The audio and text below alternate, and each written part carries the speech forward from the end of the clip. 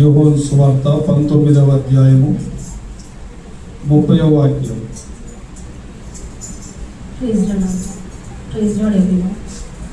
యేసు ఆ చిరకు పుచ్చుకొని సమాప్తమైనదని చెప్పి తల వంచి ఆత్మను అప్పగించాడు. దేవుడు ఈ సమయం ఇచ్చినందుకు థ్యాంక్ యూ. చదవబడినటువంటి ఈ వాక్య భాగ్యాన్ని మన మధ్యలో శ్యామ్ వివరిస్తారు.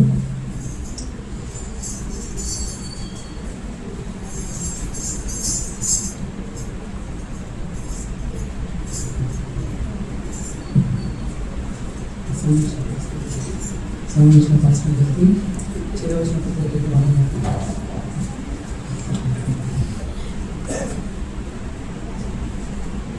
ఒక చిన్న ప్రార్థన చేసుకున్నామండి.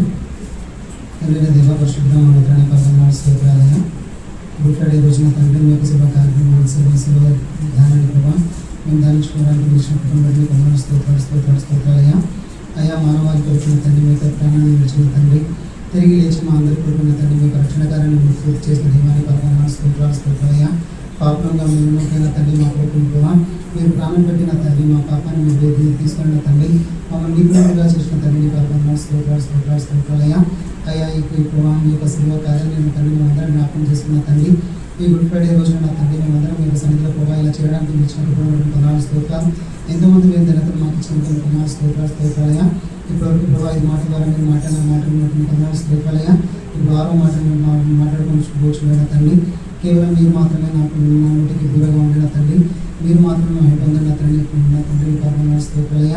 అయ్యా అని మాట్లాడడానికి నేను కారణం తండ్రి ప్రభావ కేవలం మీ మాటలే ప్రభావ నా ద్వారా మీరు మాట్లాడిన తండ్రి నాతో మాతో అందరితో మాట్లాడిన తండ్రి ప్రభావం మీరే మాట్లాడుతున్నాం ప్రభావం మీరేమైతే మాతో పంచుకోవాలనుకున్నారో మాటలు మాతో మాట్లాడిన తండ్రి మీరు మాత్రం జరిగిన తండ్రి ఇప్పటివరకు ప్రభావ ఈ కార్యక్రమంలో మిమ్మల్ని పదనాడు స్తోత్రాలకి ముందు నుంచి మీరు మాత్రమే పొందరు మేము పొందుతున్న నుంచి వేసుకొచ్చిన ప్రార్థించి వేడుకుంటున్నాను తండ్రి.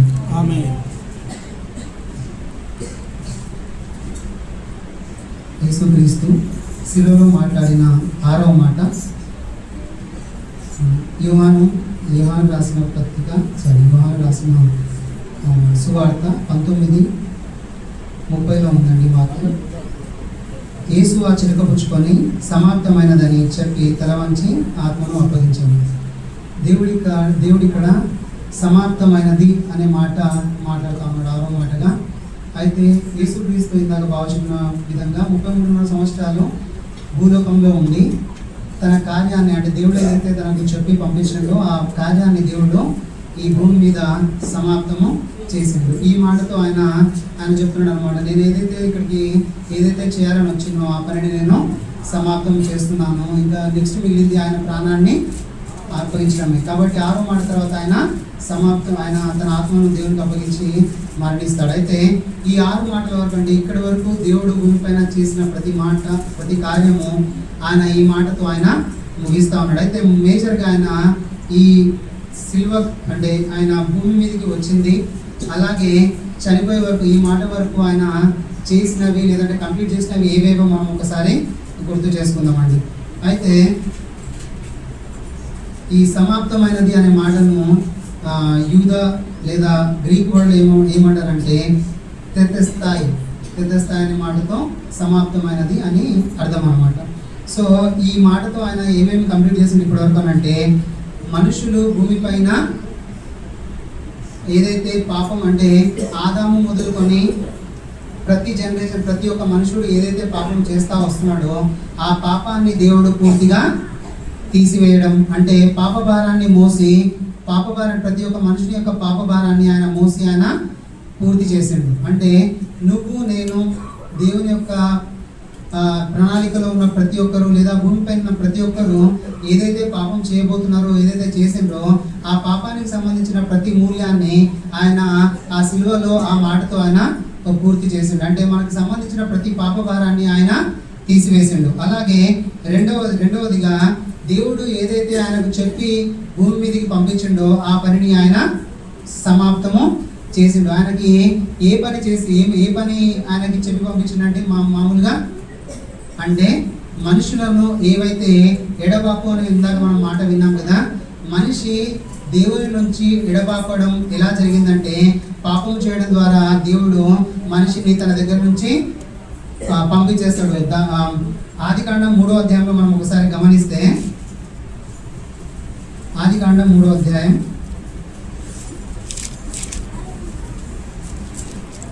22-23 ఒకసారి చదవండి.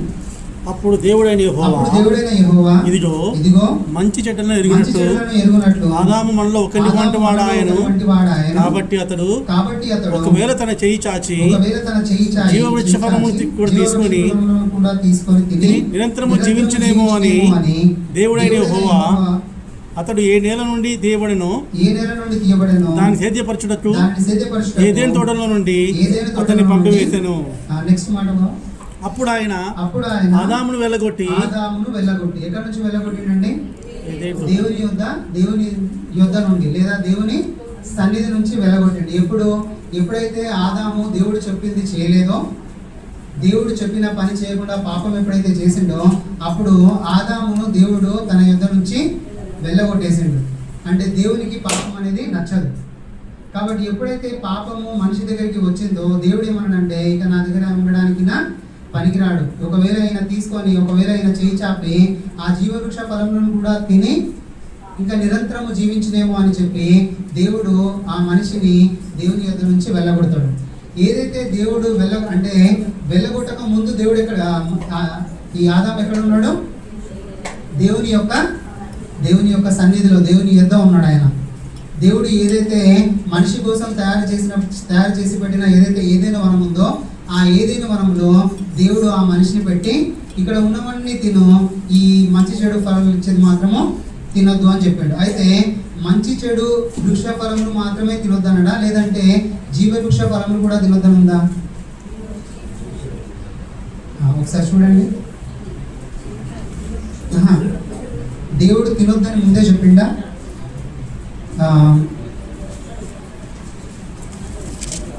3వ అధ్యాయం 3వ వచనం ఒకసారి చదవండి. అయితే తోట మధ్యనున్న చెట్టు ఫలములను గూర్చి దేవుడు మీరు చావకుండానట్లు వాటిని తినకూడదనియో వాటిని ముట్టకూడదనియో చెప్పనని సర్పముతో చెప్పాను. ఒక్క నిమిషం.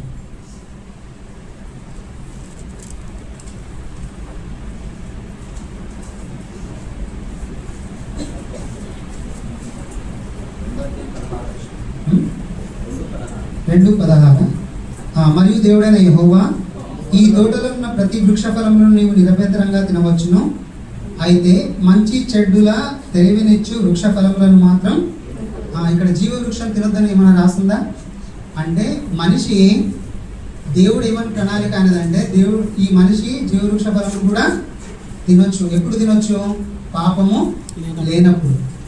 దేవుడు చెప్పింది ఒకటే మాట, ఈ చెడు మంచి ఇచ్చే ఈ చెట్టు ఫలాన్ని మాత్రమే తినొద్దు, మిగతావన్నీ నువ్వు తినొచ్చు. అంటే దేవుని ప్రణాళికలో మనిషి ఎలా ఉన్నాడంటే, దేవునితో ఉండాలి, సదాకాలం ఉండాలి, జీవవృక్ష ఫలములు కూడా తను తినాలి. కానీ ఎందుకు దేవుడు ఆ మనిషిని జీవవృక్ష ఫలములు తినకుండా బయటికి వెళ్ళగొట్టిండంటే, పాపము వచ్చింది కాబట్టి. ఎప్పుడైతే పాపము మనిషి చేసిండో, వెంటనే దేవుడు ఏం చేసిండంటే, ఇంకా నువ్వు ఇక్కడ ఉండడానికి అర్హుడవు కావు, ఈ జీవవృక్ష ఫలంలో ఒకవేళ ఇప్పుడు పాపంతో తింటావేమో, పాపంతో నువ్వు తినొద్దు అని చెప్పి అక్కడి నుంచి తనని వెళ్ళగొట్టిండు. ఏదైతే ఎడబాటు దేవుడు చేసిండో, ఆ ఎడబాటును పూర్తి చేయడానికి యేసుక్రీస్తు భూమి మీదకి వచ్చి చనిపోయి తిరిగి లేచిండు. ఏదైతే దేవుడు మనిషిని వెళ్ళగొట్టి దూరం చేసిండో, ఆ ఎడబాటును ఏదైతే పూర్తి చేయాలో ఆ పూర్తి చేయడము యేసుక్రీస్తు పని. అందుకే ఆయన ఆ పనిని ఇక్కడికి వచ్చి చేసి దానిని సంపూర్తి చేసిండు. కాబట్టి దేవుడు యోహాను సువార్తలో ఏమని రాస్తుంది? 3:16 ప్రతి ఒక్కరూ ఏమని రాస్తుంది? యోహాను 3:16 ఒకసారి చదవండి. దేవుడు లోకమును ఎంతో ప్రేమించాను, పుట్టిన వాని యందు విశ్వాసం ఉంచి ప్రతివాడును నశింపగా నిత్య జీవము పొందినట్లు ఆయనను. నిత్య జీవం ఎప్పుడు పొందుతారు? జీవవృక్ష ఫలములు తింటే నిత్య జీవం. ఆ నిత్య జీవము పొందాలి అని అంటే ఎవరు అనుగ్రహింపబడారు మనకు? యేసుక్రీస్తు. కాబట్టి ఈ యేసుక్రీస్తే మనల్ని దేవుని దగ్గరికి తీసుకుపోయే మనిషి. ఏదైతే దేవుడు మనిషిని వెళ్ళగొట్టడానికి రీజన్ ఉందో, ఆ రీజన్ని పూర్తి చేసి ఆ రీజన్ని తీసివేయడానికి వచ్చిన ఆయన్నే యేసుక్రీస్తు. ఆ పనిని యేసుక్రీస్తు సంపూర్తి చేసిండు. దేవుడు వెళ్ళగొట్టిండు, కానీ దేవుని ప్రణాళికలో ఎప్పుడు మనిషి ఉన్నాడు. ఆ ప్రణాళికే యేసుక్రీస్తు. ఎలా ఈ మనిషిని దేవుని దగ్గరికి తీసుకురావాలంటే మనిషి వల్ల అవ్వదు. నువ్వు నేను ఎన్ని రోజులు ప్రార్థన చేసినా, ఎన్ని సంవత్సరాలు మనం తపస్సు చేసినా పాపం నుంచి మనం పక్కకు వెళ్ళలేము. ఎందుకంటే మనిషి ఆదికాండము 6వ అధ్యాయం 1వ వచనం తీయండి. ఆదికాండము 6వ అధ్యాయం. నరులు భూమి మీద విస్తరించిన తర్వాత 3 లేదా 4వ వచనం చదవండి. 3వ వచనం చదవండి. అప్పుడు యెహోవా, నా ఆత్మ నరులతో ఎల్లప్పుడూ వాదించదు, వారు తమ అక్రమ విషయంలో నరమాతులై ఉన్నారు. ఇంకా 5వ వచనం ఒకసారి చూడండి. నరుల చెడుతనము భూమి మీద గొప్పదనియు, వారి హృదయం యొక్క తలంపులలో ఊహ అంతయు ఎల్లప్పుడూ కేవలము చెడ్డదే. మనిషి ఎలాంటి వాడంటే తన హృదయంలో ఎప్పుడు ఆ ఊహ ఎలాంటిదంటే చెడ్డది. మనం ఎంత మంచి చేయాలని ట్రై చేసినా మనం ఏదో ఒక దగ్గర తప్పిపోతాం కదండి. పర్ఫెక్ట్గా అంటే ప్రపంచంలో పర్ఫెక్ట్ అనేది ఎవరు లేరు, బైబిల్లోనే రాస్తుంది కదా. దేవుడు ఒకడు మాత్రమే పరిశుద్ధుడు. కాబట్టి ఈ మనిషి ఎప్పుడు చెడాలోచనతో ఉంటాడు, కాబట్టి ఎప్పుడు పాపం చేయడానికే ఇష్టపడతాడు. కాబట్టి ఎంత ట్రై చేయాలన్నా మనతో అవ్వదు. కాబట్టి దేవుడికి అర్థమైంది, వీడు నా దగ్గరికి సొంతంగా రాలేడు. కాబట్టి వీళ్ళకి ఈ మనుషులను నా దగ్గరికి తీసుకురావాలంటే ఒక ఆయన అవసరం, ఒక రక్తం చెందించడం అవసరం. ఏదైతే అపహారార్థ బలి లేదంటే పాప పరిహారార్థ బలి అని నిర్గమాకాండం చదవచ్చు, సంఖ్యాకాండం చదవచ్చు, లేవ్యాకాండం, ఇవన్నిట్లలో ఏమని రాసి ఉంటుందంటే మనిషి తప్పు చేస్తే ఈ పరిహారార్థ బలి చేయాలా, ఈ తప్పు చేస్తే ఇది చేయాలా. ఒకసారి చూద్దామా ఒక ఎగ్జాంపుల్.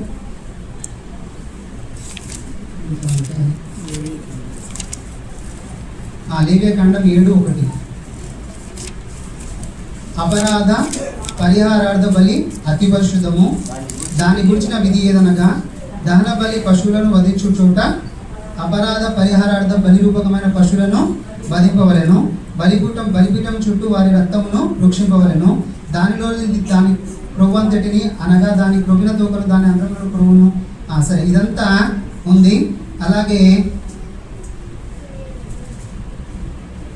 7వ వచనం, పాప పరిహారార్థ బలిని గూర్చి కానీ అపరాధ పరిహారార్థ బలిని గూర్చి కానీ విధి ఒకటే. అంటే అపరాధము లేదా పాప పరిహారార్థ బలి ఇవన్నీ ఒకటే. అప్పుడు మనం అనుకుంటాం కదా, హిందువులు దాన్ని తీసుకుపోయి కట్ చేస్తారు, దీన్ని తీసుకుపోయి కట్ చేస్తారు అని. అవన్నీ ఇక్కడి నుంచే వచ్చినాయి. ప్రతి ఒక్కటి ఏది బయట నుంచి రాలేదు. దేవుడు అప్పట్లో చెప్పిండు, బాబు ఈ పని చేస్తే ఈ తప్పు చేస్తే మీరు కొయ్యండి, ఈ తప్పు చేస్తే ఒక పావురాన్ని బలియాలా మీరు అని దేవుడు ఏదైతే చెప్పిండ్రో అవన్నీ మనుషులు ఎప్పుడైతే భూమి మీద మనుషులు ఆరంభించబడినప్పుడు ఒక్కొక్కరు తీసుకొని బయటికి వెళ్ళిపోయారు. ఒకడేమో ఒక ఆచారం, ఇంకొకరు ఇంకొక ఆచారం, ఇంకొక ఆచారం, ఒక్కొక్కరు తీసుకొని వెళ్ళిపోయి కొంతమంది ఇప్పటికీ అవి చేస్తా ఉన్నారు. అయితే దేవుడు చెప్పిండు, ఈ పరిహారార్థ బలి, అపహారార్థ బలి ఇవన్నీ మీరు చేయాలా అప్పుడు చెప్పిండు. కానీ ఈ బలులన్నిటికీ ఫుల్ స్టాప్ ఎప్పుడు పడిందంటే యేసుక్రీస్తు బలి ద్వారా. ఎందుకంటే మనిషి ఎన్నిసార్లు చేసినా ఈ రోజు తప్పు చేస్తాడు, రేపు కట్ చేస్తాడు, ఎల్లుండి మళ్ళీ తప్పు చేస్తాడు, మళ్ళీ ఎల్లుండి కట్ చేస్తాడు. అంతే తప్ప పాపానికి మాత్రం మనిషి దూరం అవ్వట్లేదు. కాబట్టి దేవుడు ఏం చేసిందంటే యేసుక్రీస్తు మన గురించి పంపించి ఆయన రక్తము ఒకేసారి చెందించి ఆయనను మన పరిహారార్థ బలిగా ఒకటేసారి ఆయనని చంపేసి, అంటే ఆయన చనిపోయి మనల్ని అందరినీ దేవుడికి దగ్గరగా తీసుకువచ్చిండు. కాబట్టి మనం అందరము ఇప్పుడు దేవుని యొక్క పిల్లలుగా ఎంచబడ్డాము.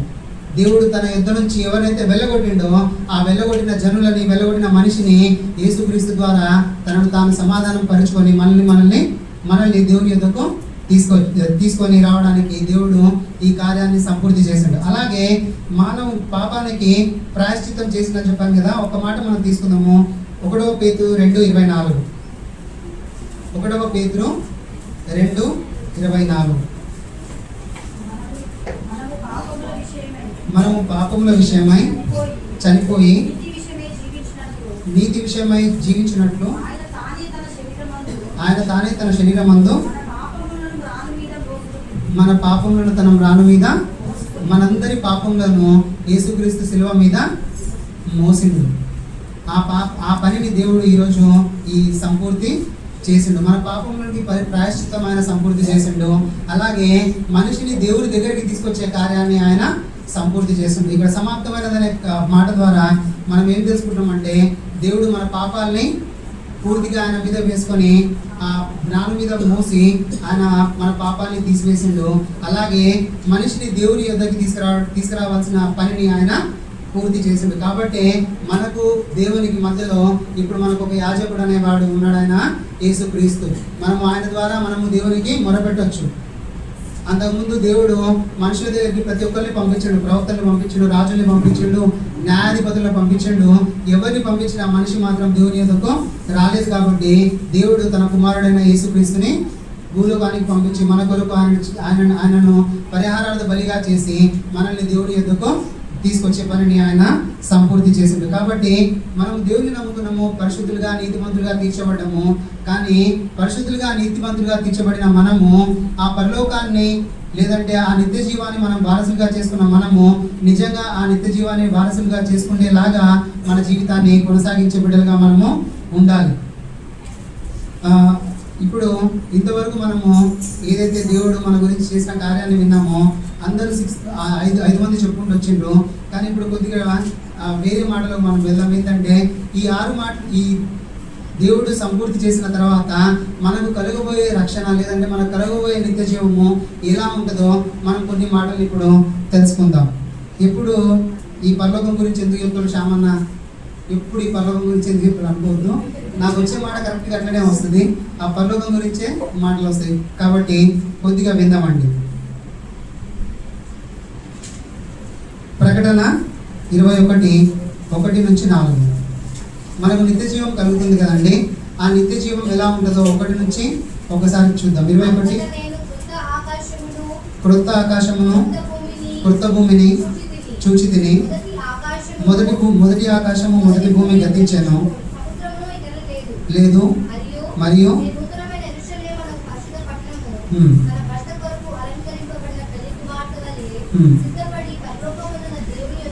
దిగవచ్చుట చూచితిని. అప్పుడు ఇదిగో దేవుని నివాసము మనుషులతో కూడా ఉన్నది, ఆయన వారితో కాపురముండును, వారైన ప్రజలై ఉందురు, దేవుడు తానే వారి దేవుడై ఉండి వారికి తోడై ఉండును. ఈ మాట మనము ఆదాము ఎప్పుడైతే దేవుడు ఆదాము తయారు చేసిండో ఆ మనిషి దేవుడితో ఉన్నాడు.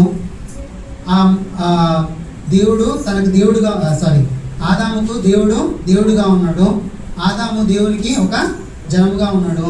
ఆ జనముగా ఉన్న ఆదాము దేవుని నుంచి దూరం వెళ్ళిపోయి పాపం చేసి దేవుని నుంచి దూరం వెళ్ళిపోయాడు. కానీ ప్రకటనలో మనకు నిత్య జీవం వచ్చిన తర్వాత మనమందరము మళ్ళీ దేవుని ఎదుగు వెళ్ళినప్పుడు మనమందరము దేవుని ప్రజలై ఉంటాము. దేవుడు మనకు తోడై ఉంటాడు. మనకన్నిటి బిందువును ఆయన తీసివేస్తాడు. కానీ ఒక మాట ఇక్కడ ఏమని గమనిస్తాం, ఇక్కడ మనము మనుషులుగా ఉంటాము. ఇది మళ్ళీ చెప్తాం, మనం ఎలా ఉంటామో మనుషులుగా ఉంటాము. యెషయా 56 ఒకసారి చూద్దామండి. యెషయా 56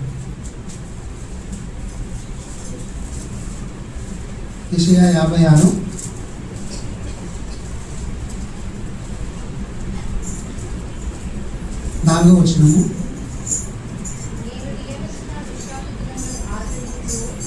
నాకు ఇష్టమైన వాటిని కోరుకొనుచు నా నిబంధన ఆధారము చేసుకొనిచున్న షడ్డులను గురించి యెహోవా ఇలాగో సెలవిస్తున్నాడు. నా ఇంటను నా ప్రాకారంలోనూ ఒక భాగమును వారికి ఇచ్చేదను.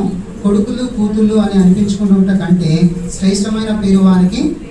ఇక్కడ ఎవరి గురించి వ్రాయబడి ఉన్నదంటే నపుంసకుల గురించి వ్రాయబడి ఉంది. అంటే మనం అందరము దేవదూతల వలె అక్కడ హల్లెలూయా హల్లెలూయా అనము అని చెప్పడానికి వాక్యం. అక్కడ ఏమనుందంటే షండులు వాళ్ళకి కొడుకులు కూతుళ్ళు అనే వాళ్ళు ఉన్నారు కదా.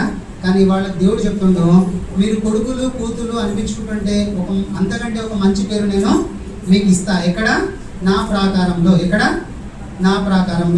56 యెషయా 56 మొత్తం పరలోకం గురించి వ్రాయబడి ఉంటుంది. అలాగే యెషయా 65:8-9 ఒకసారి చూద్దాం. యెషయా 65 నా తలంపులో కావు పైన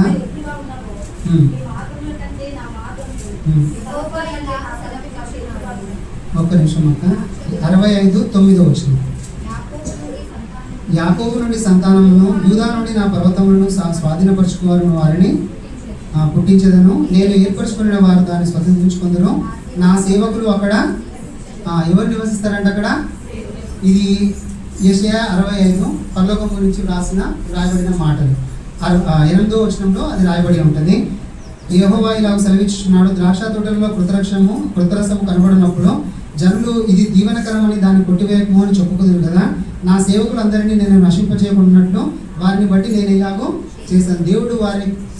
దేవుడు తన సేవకులను నశింపజేయకుండా క్రొత్త ద్రాక్ష రసము ఏదైతే పోస్తారో, అంటే పాతది అలానే ఉంటుంది, క్రొత్త ద్రాక్ష రసము పోస్తారు. అలాగే మనుషులు అలాగే ఉంటారు, కానీ వారిలో క్రొత్తదనము దేవుడు నింపి వారిని ఎక్కడ పెడతాడంట, తన ప్రాకారంలో ఉంచుతాడంట. తన సేవకులు అక్కడ నివసిస్తారు. అలాగే యెషయా 65:17 వచనం ఒకసారి చూద్దాం. క్రొత్త ఆకాశమును క్రొత్త భూమిని సృజిస్తున్నాను, మునుపటివి మరువబడును, జ్ఞాపకమునకు రావు. మునుపటిని మొత్తం తీసేస్తా అంటుండా, జ్ఞాపకమునకు రావు అంటున్నాడు దేవుడు. జ్ఞాపకానికి రావు అంటే మనం అంత సంతోషంగా ఉంటాం అన్నమాట. ఆ కాలంలో పరలోక రాజ్యంలో మనం ఎలా ఉంటామంటే, పరలోక రాజ్యంలో అక్కడ ఉన్నాము, భూమిపైకి వచ్చి కృత భూమి పైన ఉన్నప్పుడు, మనుషులుగా మనం ఉన్నప్పుడు, మనము ఈ లోకం గురించి అంటే ఇన్ని రోజులు మనం జీవించిన వాటిని మనం గుర్తు తెచ్చుకోము. మన జ్ఞాపకానికి రానంత సంతోషంగా మనము అక్కడ ఉంటాం. ఇక్కడ ఏమని చదువుతున్నాము, క్రొత్త ఆకాశము క్రొత్త భూమి. సో 19వ వచనం ఒకసారి చదవండి. 19:20. నా జనులను గురించి హర్షించేదను, రోదన ధ్వనియు విలాప ధ్వనియు దానిలో ఇకను ఉండవు. అక్కడ ఇకను కొద్ది దినంలే బ్రతుకు శిశువులు ఉండరు, కాలం నిండిన ముసలివారు ఉండరు, బాలురు 100 సంవత్సరములు వయసు గల వారై. ఎక్కడంట ఇది కృత భూమి, ఎక్కడైతే కొత్త భూమి కొత్త ఆకాశం. 17వ వచనంలో కొత్త భూమి కొత్త ఆకాశం ఉంది. మనం 19వ వచనం చదువుతున్నాము, అక్కడ 20వ వచనం చదువుతున్నాము. అక్కడ ఎవరు ఉంటారంట, పిల్లలు ముసలివారు అందరూ ఉంటారు. 21వ వచనం చదవండి. జనులు ఇల్లు కట్టుకొని వాటిలో కాపురం ఉందురు, ద్రాక్ష తోటలు నాటించుకొని వాటి ఫలములను. ఎక్కడ ఉంటారంటమ్మా, క్రొత్త భూమి క్రొత్త ఆకాశం గురించి అదంతా 65 మొత్తం అదే ఉంటుంది. మనం ఎప్పుడైతే పరలోక రాజ్యానికి వెళ్తామో, క్రిందికి వచ్చిన తర్వాత జనులు ఇల్లు కట్టుకొని ఉంటారో వాళ్ళ యొక్క కష్టార్జితం వాళ్ళే అనుభవిస్తారు. ఇంకా ముందుకు చదవండి. వారు కట్టుకున్న ఇళ్లలో వేరొకరు కాపురం ఉండరు. 23వ వచనం, 22 చదవండి. నా జనుల ఆయుష్యము వృక్షాయుష్యంతమగును, నేను ఏర్పరచుకున్న వారు తాము చేసుకున్న దాని ఫలమును పూర్తిగా అనుభవించదు. మన ఆయుష్ ఎన్ని రోజులు ఉంటుందంటే, చెట్లు ఎన్ని రోజులు అయితే ఉంటాయో అన్ని రోజులు మనము ఉంటాం. అంటే జీవవృక్ష ఫలమును తిన్న తర్వాత మనకు ఇంకా చావు అనేది ఉండదు. కాబట్టి మనం క్రొత్త భూమి పైన ఉన్నప్పుడు మనకు ఏదైతే నిత్య జీవం వస్తుందో ఆ నిత్య జీవంలోకి మనం వెళ్ళినప్పుడు మనం నిరంతరము జీవించే వాళ్ళగా ఉంటాము. మనం ఇల్లు కట్టుకొని మనమే ఉంటాము, మన ఇళ్లలో వేరే వాళ్ళు ఉండరు, మన కష్టార్జితం మనమే అనుభవిస్తాము, మనం ఏడవము, మనము ఎంత సంతోషంగా ఉంటామంటే మనం ఇన్ని రోజులు చేసినవన్నీ మర్చిపోతాం. కాబట్టి మనకి దేవుడు ఏదైతే సమాప్తము అనేది చేసిండో ఆ సమాప్తము చేసిన కార్యం ద్వారా మనకు పరలోక రాజ్యము వస్తుంది. ఆ పరలోక రాజ్యం గురించి మనం అందరం వెయిట్ చేసే బిడ్డలుగా మనం ఉందామండి. ఈ లోకం గురించి చాలా తక్కువగా ఆలోచిద్దాం, వచ్చే రోజుల గురించి ఎక్కువగా ఆలోచిద్దాం. ఇక్కడ ఇందాక మరిగా చెప్పింది ఎన్ని రోజులు ఉంటామంట, మరి అక్క ఆ ఏజ్ 52, 20 ఇంకా 20 30, నా ఏజ్ ఆల్మోస్ట్ 39 40, ఇంకొక 30 40. కాబట్టి మనందరి ఏజ్ ఆల్మోస్ట్ దేవుడు ఎన్ని పెట్టిండో 60 70, బలం ఉంటే 80. కాబట్టి ఇన్ని ఏళ్ళ గురించి మనం ఎక్కువ ఆలోచించేదానికంటే వచ్చే రోజుల గురించి మనం ఎక్కువగా ఆలోచించే బిడ్డలుగా ఉందాం. అదే దేవుని యొక్క ప్రణాళిక. మనం దేవునితో ఉండాలి ఎన్ని రోజులు, యుగ యుగాలు. ఆ ప్రణాళిక గురించి దేవుడు చనిపోయి తిరిగి లేచింది. కాబట్టి మనం ఆ ప్రణాళిక గురించి వెయిట్ చేస్తూ ఉందాం. ఈ లోకంలో ఉన్నన్ని రోజులు మనం ప్రార్థన చేద్దాం, ఓకే. కానీ కష్టాలు కన్నీళ్ళు వచ్చినప్పుడు నాకంటే ఎక్కువ కష్టాలు ఎవరు అనుభవించట్లేదు, నాకే దేవుడు ఇవన్నీ ఎందుకు చేస్తుండు, ఇలాంటి మాటలు మనం అనుకోకుండా కొన్ని రోజులైనా సంతోషంగా ఉండి, కొన్ని రోజులైనా దేవునికి దగ్గరగా ఉండి పరలోకం గురించి ఎక్కువగా ఆలోచించే బిడ్డలుగా మనము ఉందాం. కాబట్టి సమాప్తము దేవుడు ఏదైతే కార్యాన్ని చేసిండో మనకు నిత్య జీవం ఇవ్వాలని, ఆ నిత్య జీవాన్ని గురించి మనం వెయిట్ చేస్తూ ఈ లోకంలో మనం జీవించను గాక. దేవుడి వాక్యాన్ని దీవించుకున్నాం.